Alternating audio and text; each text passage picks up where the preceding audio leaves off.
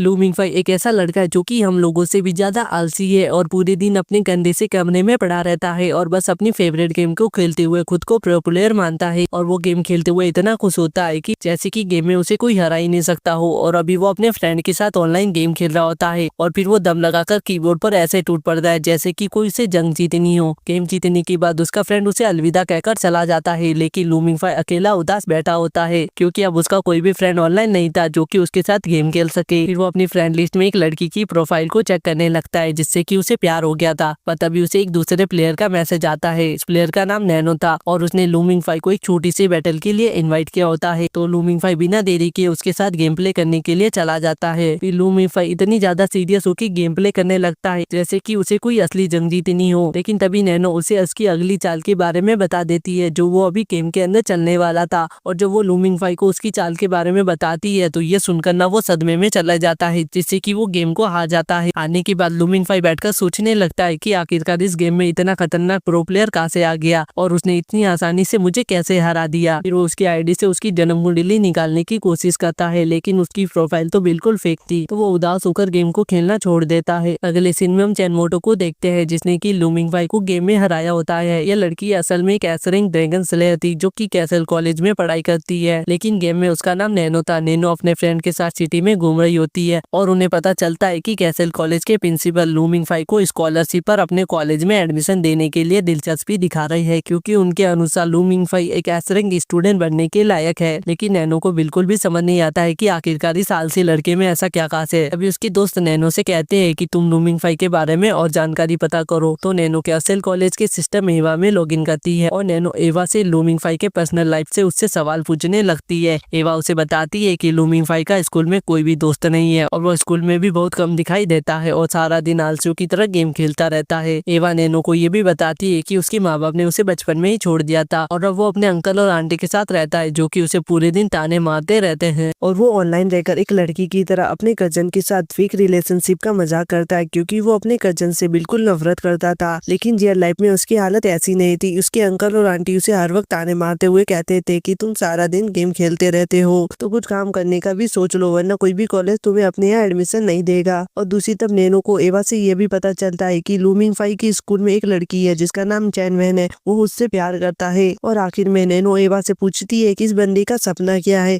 और ये फ्यूचर में क्या करना चाहता है। तो एवा अपने सिस्टम में से उसके सपनों के बारे में पता करके नैनो को बताती है कि इस बंदे का सिर्फ एक ही सपना है और वो बस रोड पे एक कॉमिक का ठेला लगाना चाहता है ताकि बस वो इतना कमा सके जिससे कि वो गेम में ऑनलाइन रह सके। और दूसरी तरफ जब नैनो का एक दोस्त ये सुनता है तो उसका गाड़ी से थोड़ी देर के लिए कंट्रोल खो देता है। पर इसके बाद वो तीनों इसी सोच में डूबे हुए थे कि सालसी लड़की को प्रिंसिपल की कॉलेज में एडमिशन देना चाहते हैं। और दूसरी तरफ हम लूमिंग फाई को देखते हैं जो कि घर के सामान खरीदने के बहाने पोस्टमैन से मिलता है और उससे पूछता है कि उसके लिए अमेरिका से कोई लेटर आया है क्या। तो पोस्टमैन उसे एक लेटर और एक पैकेज देता है। पहले पैकेज में लिखा होता है कि उसे इंटरनेशनल यूनिवर्सिटी से रिजेक्ट कर दिया गया है और दूसरे पैकेज में उसे एक लेटर और एक फोन मिलता है। उस लेटर में लिखा होता है कि उसे कैसल कॉलेज में स्कॉलरशिप पर एडमिशन दिया गया है और ये सब प्रोफेसर गुडेरियन के कहने पर हुआ जिसने कि यह लेटर उसे भेजा था। लेकिन लूमिंग फाई को ये सब पढ़कर उसे लगता है कि वह एक सपना देख रहा है और ये चेक करने के लिए वो खुद को एक जोर से थप्पड़ मारता है जिससे कि उसे यकीन हो जाता है कि वो सपना नहीं देख रहा है। और फिर वो भागता हुआ अपने घर पर पहुंचता है और अपने घर वालों को इस बात के बारे में बताता है। लेकिन उसके अंकल और आंटी को लगता है कि लूमिंग फाई उन्हें फेक लेटर बता के बेवकूफ बना रहा है और फिर उसका कजन भी उसे ताने मारते हुए कहता है कि तुम जैसा बेवकूफ लड़का इस कॉलेज के लायक भी नहीं है क्योंकि इसमें हमारे कॉलेज से जूजोंग जैसे जीनियस बच्चे ही जा सकते हैं। तुम जैसा बेवकूफ बंदा इस कॉलेज के लायक भी नहीं है। लेकिन लूमिंग फाई तो उस वक्त किसी और ही ख्याल में डूबा हुआ था और वो एक सपने में देखता है कि उसके अपार्टमेंट के बाहर एक हेलीकॉप्टर आकर रुकता है और उसमें से एक आदमी उतरकर उसके पास आता है और वो घुटनों के सहारे बैठकर लूमिंग फाई को मास्टर कहकर उसे अपने साथ कॉलेज में चलने के लिए बोलता है। लेकिन तभी उसका सपना टूट जाता है और वो रियल लाइफ में आता है और उसे लगता है कि उसकी फैमिली सही कह रही है क्योंकि यह सब एक फेक हो सकता है, इसलिए वो चुपचाप वहां से चला जाता है। तभी उसके फोन पे एक कॉल आता है जो कि उस लेटर के साथ में उसे मिला था। कॉल पर वो आदमी उसकी आंटी को बताता है कि वो कैसल कॉलेज से है और उसने लूमिंग फाई को इंटरव्यू के लिए बुलाया था। उसके बाद रात को उसका फ्रेंड उसे ऑनलाइन बात करते हुए वो लूमिंग फाई को इस कॉलेज के बारे में बताते हुए कहता है कि यह कॉलेज शिकागो में है पर इसके बारे में ज्यादा किसी को पता नहीं है और फिर वह लूमिंग फाई को इंटरव्यू में खुद को कैसे प्रेजेंट करे इसके लिए टिप देता है। अगले दिन लूमिंग फाई इंटरव्यू देने के लिए एक बिल्डिंग में पहुंचता है जहाँ पर वो अपने स्कूल के पुराने क्लासमेट को देखकर काफी ज्यादा हैरान हो जाता है और उन्हीं सब में से हमारे हमारे हीरो की क्रश चैनवेन भी वहाँ पर मौजूद थी। कुछ ही देर बाद इंटरव्यू स्टार्ट हो जाता है जहाँ पर सबकी बारी बारी से नंबर आता है और उसकी क्रश का भी नंबर आता है। पर उसका इंटरव्यू खत्म होने के बाद वो लूमिंग फाई के एक दोस्त के साथ वहाँ से चली जाती है और फिर कुछ देर बाद हमारे हीरो का नंबर आता है। यहाँ पर वो लोग उसकी लाइफ से रिलेटेड क्वेश्चन पूछने के बदले उससे पूछते हैं कि क्या तुम एलियन में विश्वास करते हो। पर लूमिंग फाई इन बकवास से क्वेश्चन का आंसर देने के बजाय वहाँ से चला जाता है और जैसे ही वो बिल्डिंग को छोड़कर बाहर निकलता है तभी एक आदमी बिल्डिंग में आता है और ये आदमी और कोई नहीं बल्कि कैसल कॉलेज के प्रोफेसर गुडेरियन थे। वो प्रोफेसर उन दोनों इंटरव्यूज पर गुस्सा होते हुए कहता है कि फोन लगाकर वापस बुलाओ, मैं उसका खुद इंटरव्यू लेना चाहता हूँ। और दूसरी तरफ चैनवेन लूमिंग फाई से कहती है कि मुझे ग्रेजुएशन कंप्लीट करने पर एक पार्टी रखनी है, तो क्या तुम मेरी इसमें मदद करोगे, जिस पर वो उसे हाँ कर देता है। और फिर चैनवेन लूमिंग फाई को सिनेमा घर में मिलने के लिए बुलाती है। इसके बाद हम लोग देखते हैं कि प्रोफेसर लूमिंग फाई को खाने पर बुलाता है और वो लूमिंग फाई को उस कॉलेज में आने के लिए मनाने लगता है। साथ ही उसे प्रोफेसर से पता चलता है कि लूमिंग फाई के पेरेंट्स कैसल कॉलेज से है, इसलिए उन्होंने लूमिंग फाई के फ्यूचर की पढ़ाई के लिए यह सब कुछ इंतजाम करके रखा है। पर तभी प्रोफेसर उसको उसकी मॉम का लिखा हुआ एक लेटर देते हैं, जिस वजह से वो उदास होकर लेडीज बाथरूम में चला जाता है और एक कोने में बैठकर अपनी मॉम के लेटर को पढ़ता हुआ काफी ज्यादा उदास हो जाता है। तभी वहाँ पे नैनो भी आ जाती है जो कि उसे फिर से अपने साथ मीटिंग में ले जाती है। तो प्रोफेसर उससे पूछता है कि वो कॉलेज में एडमिशन लेना चाहता है या नहीं। तो लूमिंग फाई उनसे बोलता है कि मुझे इस बारे में थोड़ा सा समय चाहिए। लेकिन तभी नैनो उसकी दिल की बात सभी को बताते हुए कहती है कि ये अपनी क्लास में एक लड़की से प्यार करता है और उसे छोड़कर वो कहीं नहीं जाना चाहता। ये सुनकर ना लूमिंग फाई हैरान होते हुए सोचने लगता है कि नैनो चैनवेन के बारे में कैसे जानती है। लेकिन तभी नैनो उससे कुछ बोलती है जिससे कि लूमिंग फाई को याद आता है कि गेम में जिस लड़की ने उसे हराया था वो और कोई नहीं बल्कि नैनो ही थी। रात को जब लूमिंग फाई छत पर बैठकर सोच रहा होता है कि नैनो उसकी प्राइवेट बातों के बारे में इतना कैसे जानती है, लेकिन तभी नैनो अचानक से उसके पीछे आ जाती है, जिस वजह से वो डर के मारे छत से गिरने वाला होता है। लेकिन तभी नैनो सही समय पर उसका हाथ पकड़कर उसे आगे खींच लेती है। इसके बाद नैनो उसे ईवा के बारे में बताती है